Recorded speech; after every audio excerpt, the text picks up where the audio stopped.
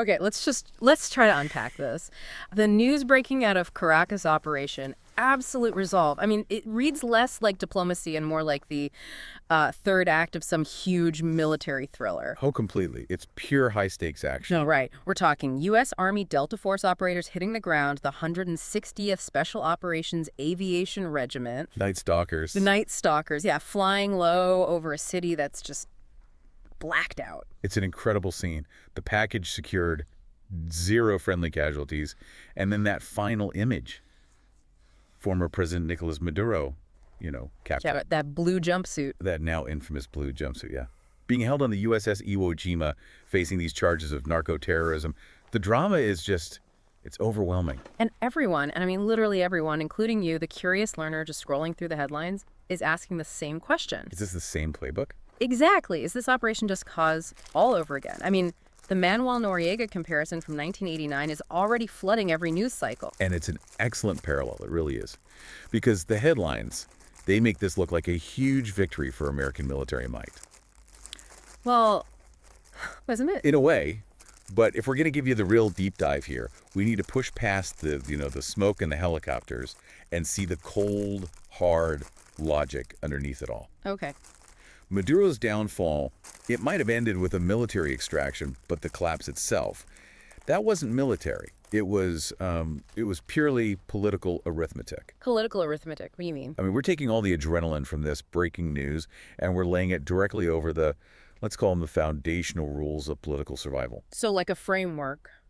Exactly. The kind of framework that scholars like Bruce Bueno de Mesquita popularized in the Dictator's Handbook. Ah, okay. So our mission today is to figure this out. Oh. Was Maduro actually defeated by American Special Forces, or was he just betrayed by the cold, hard logic of his own empty treasury? That is a very different question. It changes everything. Because if you're just watching the news, it feels undeniable. Yeah. The spectacle, the sheer force, that's what did it. But let's stick with that spectacle for a second, because the sources are laying out a really sophisticated operation. This wasn't some, sloppy snatch and grab. Not at all. It was decisive. It was overwhelming. We know the raid was Delta Force. Right. The U.S. Army's 1st Special Forces Operational Detachment Delta. And they were supported by those Night Stalkers, 160th SR, providing that close air support. And the sources detail the scale of it. Fighters, bombers, providing high-altitude cover for the whole assault force. They were ready to engage if anything went wrong. And something did. The reports say the 160th helicopters took fire from the ground. And their response? Described as overwhelming force. They suppressed the resistance, well, instantly. So that suppression worked. It worked, and that blackout detail you mentioned, that's such a chilling signature of modern warfare. U.S. Cyber Command. A certain expertise, as they put it. It's this subtle, almost invisible application of power that just degrades your opponent's ability to coordinate, to even know what's happening. Wow. So that combination of kinetic and cyber action, it's impressive. It is. And Maduro is secured fast. The package is secure. Whisked away to the USS Iwo Jima, then diverted to San Juan to be processed quickly, quietly.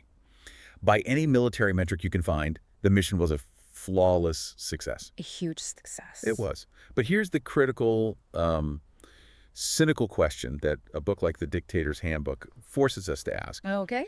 Why did this massive military intervention work so easily this time, when so many other efforts to dislodge hostile leaders have just turned into disasters or, prolonged wars? So you're saying the intervention didn't cause the collapse? I'm saying it capitalized on a collapse that was already happening. Ah. The book's logic, dictates that overwhelming force like this only really succeeds when the leader's essential support... His winning coalition. Exactly. When his winning coalition has already decided to stand down. So if his generals were still loyal, still getting paid? That Delta raid would have met a coordinated, organized resistance. It would have been far bloodier, far more difficult. The fact that the package was secured so smoothly tells me the decision was already made. The decision to prioritize. Self-preservation. Self-preservation over regime defense. The people whose job it was to protect him had already run the numbers. Which shifts the focus entirely from the man with the gun to the man with the money. And that brings us right back to the historical comparison everyone's making. Manuel Noriega. The parallels are striking. They really are. Both indicted drug traffickers captured by U.S. forces. Maduro for narco-terrorism, Noriega back in '89 during Operation Just Cause. But the Noriega script, I mean, it perfectly illustrates these rules of political survival. And what's so fascinating about Noriega is that he wasn't always the enemy, right? The sources remind us he was a high-value U.S. asset at one point. A very valued player in the geopolitical game. He was aligned with the Reagan administration, helping the Nicaraguan Contras, getting millions from the CIA. He was useful. He was useful. But the core survival mechanism for any autocrat, Noriega or Maduro, is just a truce. It's really simple. You survive by keeping a small group of people happy. The winning coalition again? That's it. This isn't the general public. It's the handful of generals, cronies, ministers, the people who control the power needed to keep you in charge. And you have to pay them. With lavish private rewards. Corruption, basically. Right. And as long as Noriega was providing a good return on investment for his backers, in this case, the U.S. fighting communism, they were willing to look past the other stuff. But then he started making his own deals. He did. The sources detail how he was secretly striking huge deals with the Medellin drug cartel. Yeah. And that's the moment. That's when he flipped the switch from asset to liability. The liability trigger.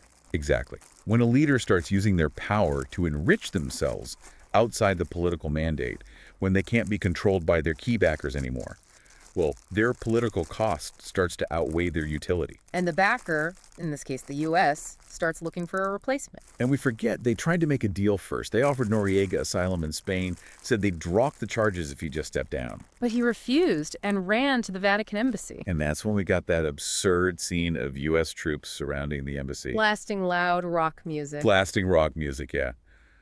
I Fought the Law by The Clash, 204-7. Just incredible. I mean, the sheer desperation of that. Using rock music to avoid a huge diplomatic mess. But it underlines your point. Even with all that force, they wanted to avoid a real fight. Noriega only went down because he was already vulnerable. So let's apply that script to Maduro.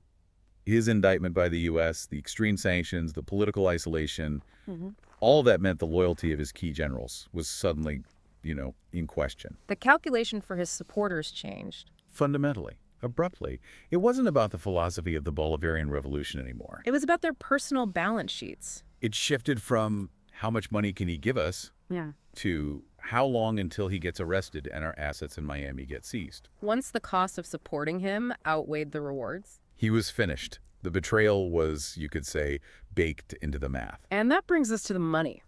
Or in Venezuela's case, the oil. I mean, 303 billion barrels of proven reserves. This should be a dictator's dream, a perpetual ATM. Why did the money run out? That's the ultimate tragedy of the resource curse, isn't it? Oil is perfect for autocrats. It lets them fund that winning coalition without having to, tax the population. You just pump oil and pay the generals. But you have to keep the pumps working. And that's where the corruption and mismanagement just destroy everything. The sources paint this vivid picture of the infrastructure collapsing. PDVSA, the state oil company, the engine of the whole system. And it was decaying. We're hearing about the Jose complex, this massive facility. The ATLs are key. Trains 3 and 4, critical parts of it, were being cannibalized for spare parts just to keep anything running. Wow. Train 2 was just silent. Compressor failure. This isn't some abstract financial loss on a spreadsheet. This is the physical collapse of the state's ability to generate cash. The oil is there, but they can't get it out of the ground and sell it. So the cash flow to that small essential coalition, it just stops. And the books rule on that. Is absolute. Unforgiving. No money equals no loyalty. The incumbency advantage, that guarantee of future rewards, it just unravels when the leader can't deliver.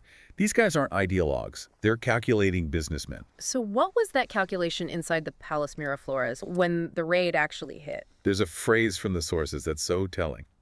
The Interior Minister, Cabello, he needed to know one thing and one thing only, right away. What was that? Who is willing to stand and who is looking for the exit. That's not a question about military readiness. No, that's immediate political triage. It's about loyalty. His own people were instantly recalculating their personal risk. Who's been indicted?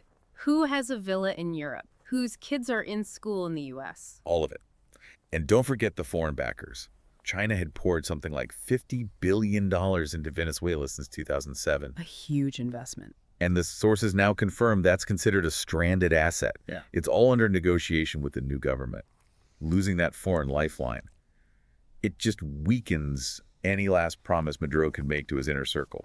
When the money goes, the loyalty goes. It's a predictable chemical reaction. So the military action had to be decisive, sure, but the opportunity itself was created by rust. by decaying infrastructure and an empty treasury. Exactly. When the generals realize the dictator can't pay them anymore and he can't protect their stolen assets, they either switch sides or they just sit on their hands. And that makes the physical extraction of the leader pretty much unopposed. The sources have the perfect chilling anecdote for this. A guy named Ramon, a former interior minister, a known loyalist. He's approached by American officials after the raid, and he just accepts a negotiation, trades information for comfort. From true believer to informant. Just like that. And that one detail, it just seals the whole thesis of this deep dive. The political war was already won by leveraging the self-interest of that coalition. And the U.S. strategy after the raid wasn't about hunting down fighters. No, a senior official, James Whitmore, he emphasized it was all about targeted inducements and targeted pressure. Targeting the rewards. Precisely. Yeah. They told cooperators amnesty was on the table if they stood down. And they made sure the hardliners knew their bank accounts, their families abroad, were vulnerable.